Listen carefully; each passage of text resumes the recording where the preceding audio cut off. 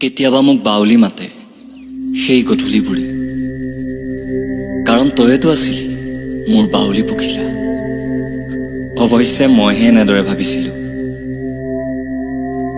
প্ৰতিটো গধূলিয়ে মোৰ বাবে জোনাক আছিল।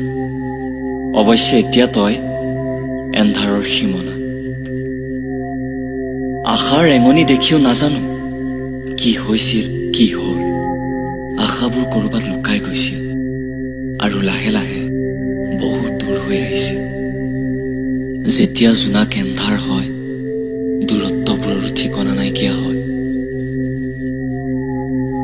এনেদৰে থাকক দে, তইও এনেদৰে থাকিবি।